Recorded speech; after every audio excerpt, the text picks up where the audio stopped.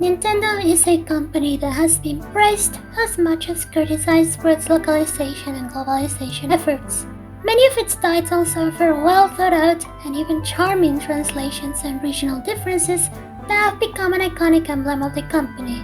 But on the other hand, its weak international coverage remains a notorious aspect, with games being offered in a very limited amount of languages and consoles or services being out of reach for a very large part of the world. Nintendo often distances itself from many regions or languages, even those that are common on other platforms such as Arabic, Indonesian or Thai. In many cases, fans must band together to create large unofficial translation groups for their languages in an attempt to mitigate the company's disregard for these territories.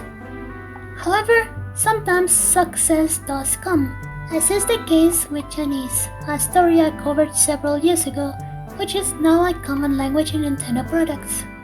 However, there is another language with a similar history in the company, Portuguese. Although its history is nowhere near as mental as the Chinese one, it is less well known outside native groups and cements yet another striking example of Nintendo's inattention to proper globalization.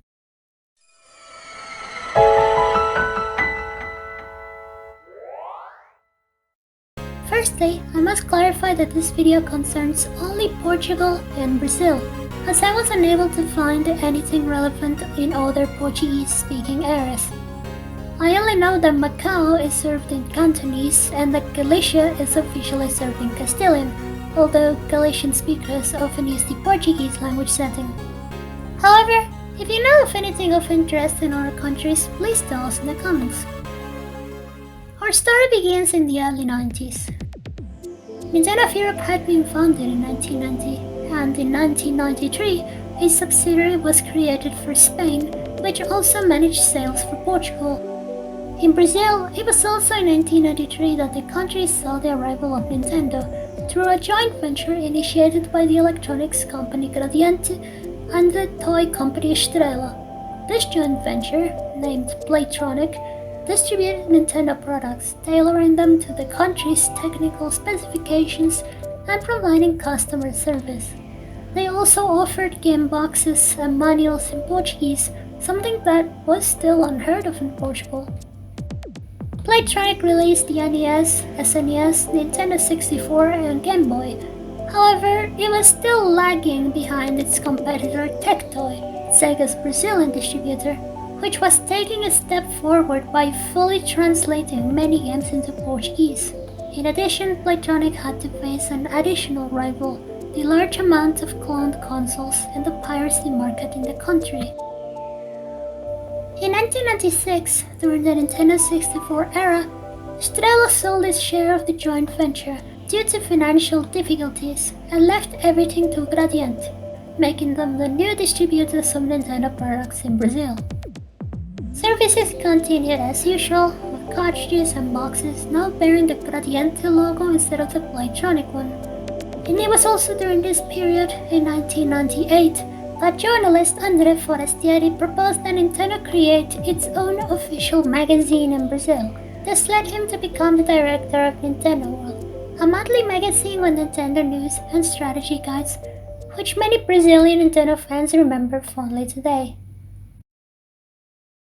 Nintendo 64, a consola mais potente de todos os tempos, agora só por 24.990 escudos. Muda o sistema com a Nintendo 64 da Concentra. In Europe, although it was still difficult to find Portuguese Nintendo outside of adverts on television, the company was starting to offer its first translations into other languages. When the Nintendo GameCube arrived in Europe in May 2002, it finally included a language selection option, with support for English, German, French, Castilian, Italian, and Dutch. Portuguese was still not available, except in some third-party games that had voluntarily edited, such as Harry Potter and the Chamber of Secrets. Algum de vocês alguma vez pensou em como eu poderia estar preocupada? Camas vazias, nenhum recado, o carro desaparecido, podia ter havido um acidente. Doida de preocupação. Nem se preocuparam. Nunca na minha vida. The American version of the GameCube was still restricted to English, but Gradiente had something planned. In August 2002, the Brazilian company launched its version of the console in the country, which featured the console's menu entirely in Brazilian Portuguese. Similarly to the other consoles previously released by Playtronic or Gradiente, the Brazilian version of the Nintendo GameCube displays video signals in the country's PAL and format. This was useful for many Brazilians at the time, because all their televisions could display a black and white image if signals were in the American and TSC format instead. And as a fun fact, this video format is also present on all Wii consoles as an unused setting and can still be enabled with custom tools. Gradiente officially launched on GameCube games in the country, although unfortunately no games in Brazilian Portuguese were ever produced. In fact, the Nintendo GameCube SDK documentation specifically instructed developers not to translate their games into Portuguese for the market. However, Gradiente's inclusion of Portuguese, even if limited to a small menu, had resulted in what was to become a peculiar chronological aisle in official support for the Portuguese language in Nintendo's software. Unfortunately, the Brazilian GameCube had arrived at a bad time. Its high price of 1,200 reais, attributed mainly to high import costs, as well as competition with the popular PlayStation 2, meant that it failed to sell well, even after subsequent price drops. This turned the Gradiente GameCube into an incredibly rare item. Many Brazilian Nintendo fans have never heard of it, and it is quite difficult to find one for cheap these days. In fact, some friends and I have been looking for one at an affordable price in various second-hand shops around Brazil for over a year now, with no success so far. Not long after the launch of the Brazilian GameCube in 2003, Gradiente suddenly decided to leave the gaming business and ended its joint venture with Nintendo. The company completely stopped production of the GameCube, as well as the Game Boy Color and the Game Boy Advance. This signaled the end of an era for Nintendo in Brazil.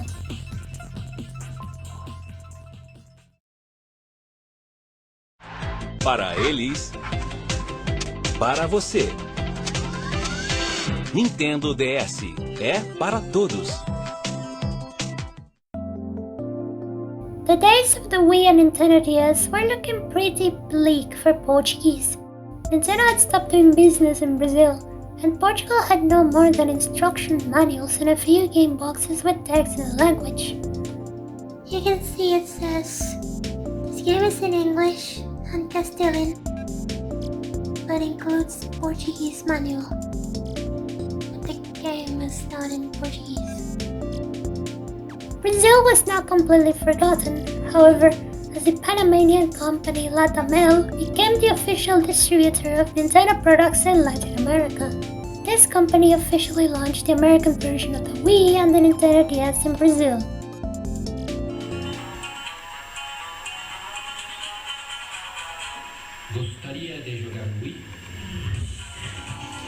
Despite all this, however, the language continued to be forgotten on the systems themselves.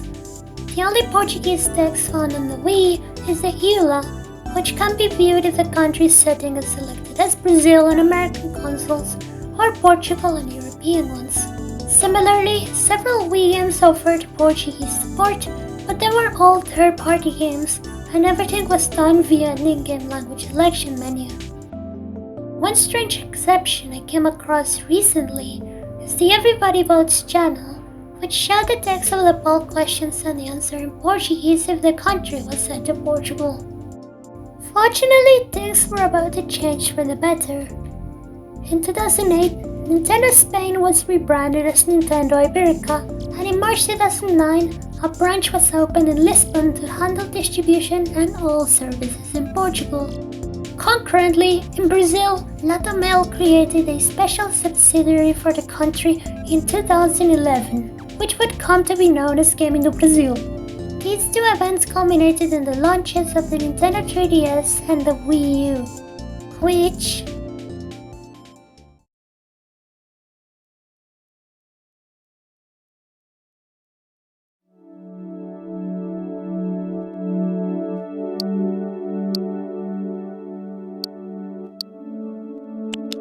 certainly, finally included full Portuguese language support for the first time. All settings, menus, and pre-installed titles were supported. And this was not just the case in Europe, as the American version of the console also incorporated Brazilian Portuguese. The Brazilian Portuguese version was still quite limited, being excluded from most games, which displayed text in English, and being limited to the menus and applications. Meanwhile, Portuguese Nintendo fans were about to experience the greatest turnaround of their lives. The overwhelming majority of Nintendo's first-party titles were translated into European Portuguese. All of Nintendo's European services started to be compatible with Portuguese, and social media profiles and a YouTube channel were created for Portugal. At any rate, looking at all this, I wish Nintendo had at least allowed Brazilians to play in European Portuguese and not force them to use English or Castilian. And then, the worst was yet to come. In 2015, Nintendo announced that it was completely ceasing business in Brazil. I invite you to reflect on Nintendo's situation at the time. Portuguese games lived in the west of a small European peninsula with only 12 million inhabitants, while more than 200 million Brazilians were being completely disregarded. I would love to do as I did in the Chinese video and say that the launch of the Nintendo Switch completely resolved this issue. However, while it is true that the removal of the region lockout would enable Brazilians to play in Portuguese via European translations, the situation was about to get even more complicated. The console was launched with the system menu in European Portuguese, but the first games released for the Nintendo Switch, such as The Legend of Zelda Breath of the Wild or Super Mario Odyssey, had no Portuguese. In fact, most first-party games, including the two I just mentioned, support all of Nintendo's languages, except Portuguese. Chinese, Korean, and Russian were fully supported. Only Portuguese was being excluded now. This situation persisted throughout the years, even though Portuguese support continued on social networks or the Nintendo Portugal YouTube channel.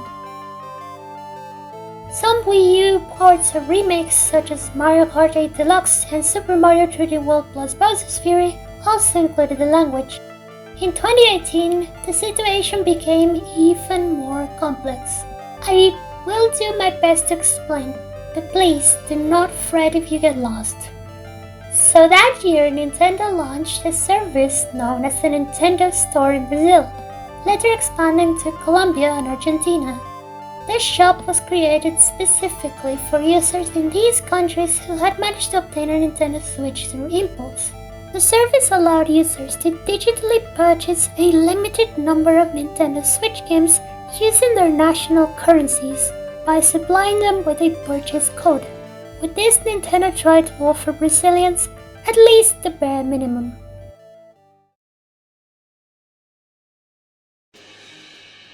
Moving into 2020, Nintendo finally brought some good news for Brazilians. Nintendo of America announced that it would officially launch the Nintendo Switch in Brazil in September. Update 11.0 of the console's firmware added full support for Brazilian Portuguese. And thus, after so many years of a complicated situation, Brazil became fully supported by Nintendo. This reached its culmination with the official launch of the Brazilian version of the regular Nintendo eShop in December. However, what was about to happen is a little strange. During Nintendo's presentation at E3 2021, one of the games announced was Mario Party Superstars. The Portugal version of the presentation, which was the only one offered in Portuguese since Nintendo has no Brazilian YouTube channel, announced that the game would have full support for Brazilian Portuguese. Sounds great, right? However, on-screen text indicated not only that Brazilian Portuguese is supported, but also that only Brazilian Portuguese is supported, informing European Portuguese-speaking players that they would be required to use that version. Indeed, after all those years, the tides had turned, And now it was Portugal that was being ignored. If I may, I will now very quickly set this one out in a concise and clear sentence to see if you can understand this company, because I can't. A video game that only comes in Brazilian Portuguese, being publicized through a live presentation only available for Portugal. Moving forward, thankfully Nintendo Switch ports and Mario Strikers Battle League Football were released with both European and Brazilian Portuguese options. But then Kirby's Return to Dreamland Deluxe and Pikmin 4 were released with just Brazilian Portuguese. And then Super Mario Bros. Wonder was released with both forms of the language again. Then Princess Peach Showtime was released with Brazilian only. Eventually, after all this, most games that followed had Brazilian only, but then the Nintendo Music app included both European and Brazilian again. The Nintendo Switch 2 released in June 2025 with the menus in both variants, and a free update was released for The Legend of Zelda Breath of the Wild and Tears of the Kingdom that added Brazilian Portuguese only. Then Mario Kart World supported both variants, but all the other games that have been released since then, up to the date of publication to this video, are only in Brazilian Portuguese.